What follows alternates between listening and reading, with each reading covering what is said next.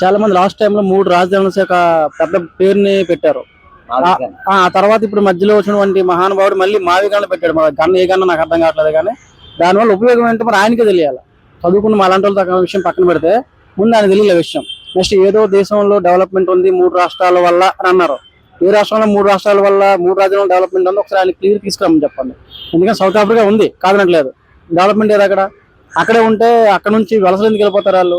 Next ఇప్పుడు అమరావతి ఆమోదం జరిగింది. అన్ని ఒక ఎత్తు, అమరావతి ఆమోదం జరగడం ఒక ఎత్తు. దాని పరంగా చూసుకుంటే నిజంగా హ్యాట్స్ ఆఫ్ టు కూటమి గవర్నమెంట్.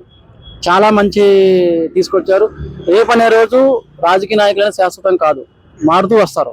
మన రాష్ట్రానికి రాజధాని శాశ్వతం, వచ్చిన కంపెనీలు శాశ్వతం, చేస్తున్న ఎంప్లాయ్మెంట్ శాశ్వతం, ఉన్న ఎంప్లాయీస్ శాశ్వతం. 2029లోని మళ్ళీ సీఎం గా ఎవరు అనుకుంటున్నారు? 2029లో సీఎం గా మళ్ళీ ఇన్ని జరిగిన తర్వాత ఇంకొకరు మనం ఆలోచించడం కూడా రాంగే. నెక్స్ట్ ఇప్పుడు జరుగుతున్న డెవలప్మెంట్ క్యారీ ఫార్వర్డ్ అవ్వాలి.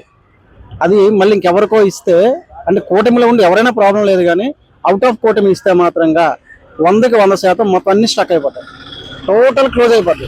నెక్స్ట్ ఈ మధ్యలో మేబీ జూలైలో ఎయిర్పోర్ట్ కూడా మేబీ లాంచింగ్ అయిపోతుంది. అది ఏ టైం డేట్లో అడ్మిట్ అవ్వచ్చు కానీ లాంచింగ్ అయిపోద్ది. లాంచింగ్ అయిపోయింది అంటే విశాఖపట్నం రూపురేఖలు ఇంటర్నేషనల్ స్థాయికి వెళ్ళిపోతాయి.